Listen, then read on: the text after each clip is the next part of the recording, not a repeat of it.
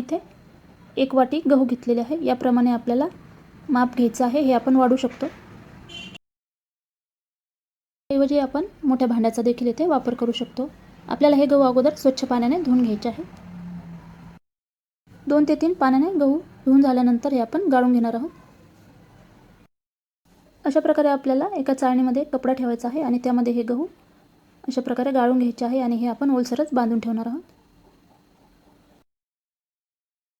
हे गहू आपण रात्रभर असेच ठेवून दुसऱ्या दिवशी सुकवून घेऊन दळून घेणार आहोत. मी इथे गहू आणि तांदूळ दोन्ही मिक्स करून सांडया बनवणार आहे. त्यासाठी आपण नेहमीप्रमाणे भिजवून ठेवतो त्याप्रमाणे तांदूळ आपल्याला भिजवून घ्यायचे आहे. हे तांदूळ तिसऱ्या दिवशी पाण्यातून काढून घ्यायचे आहे. तांदळातलं पाणी चांगल्या प्रकारे नितळल्यानंतर हे आपल्याला सुकवून घ्यायचे आहे.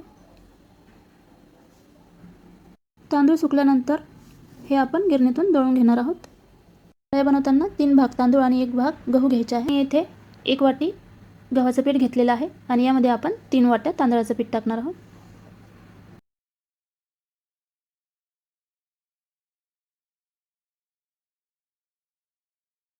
आपण पाणी देखील मोजून घेणार आहोत. 1 वाटी पिठाला आपण 1 वाटी आणि थोडंसं टाकणार आहोत. हे आपल्याला गरम करून घ्यायचं आहे. पाणी गरम होईपर्यंत दुसऱ्या भांड्यामध्ये देखील आपल्याला पाणी गरम करून घ्यायचं आहे आणि त्यावर एक चाळणी ठेवायची आहे. पाणी गरम झाल्यानंतर आपण मोजून घेतलेलं पीठ किंवा प्रेमिक्स त्या पाण्यामध्ये आपल्याला टाकून झाकून ठेवायचं आहे. त्या अगोदर आपल्याला अशा प्रकारे बेलण्याने होल करून घ्यायचे आहे आणि झाकून ठेवावं. हे आपण 2 ते 3 मिनिट किंवा उकळा येईपर्यंत झाकून ठेवणार आहोत. आता आपण हे हटवून घेणार आहोत. एका बेलण्याने आपल्याला हे व्यवस्थित मिक्स करून घ्यायचं आहे. अशा पद्धतीने आपल्याला सर्व व्यवस्थित मिक्स करून घ्यायचं आहे आणि यामध्ये बिलकुल गुठळ्या होऊ देता कामा नये. खिशी घेताना खूप मोठी घ्यायची नाही, थोडी थोडी करूनच खिशी घ्यावी, त्यामुळे सांडया छान बनतात. हे आता आपण 1 मिनिट झाकून ठेवणार आहोत आणि 1 मिनिटानंतर आपण हे पीठ काढून घेणार आहोत. हे पीठ आपल्याला एका कपड्यावर किंवा कपडा नसेल तर एक चांगल्या कॅरी बॅगवर देखील आपण काढून घेऊ शकतो. व्हिडिओमध्ये दाखवल्याप्रमाणे आपल्याला हे व्यवस्थित ठेसून घ्यायचं आहे किंवा मळून घ्यायचं आहे, त्यामुळे आपल्या सांडया छान फुगतात. पीठ चांगलं मळून झाल्यानंतर याचे आपल्याला समप्रमाणात तुकडे करून घ्यायचे आहे. हे आपण वाफवण्यासाठी ठेवणार आहोत. आपण पाणी उकळायला ठेवून त्यावर एक चाळणी ठेवलेली आहे, त्यामध्ये आपण हे 2 मिनिट वाफवून घेणार आहोत. एका बाजूने वाफवून झाल्यानंतर हे आपल्याला उलटून घ्यायचे आहे आणि पुन्हा दुसऱ्या बाजूने 1 मिनिट वाफवून घ्यायचे आहे. असे आपण 2 ते 3 मिनिट वाफवून घेणार आहोत. यामुळे सांडया खूप छान होतात आणि खायला पण खूप छान लागतात.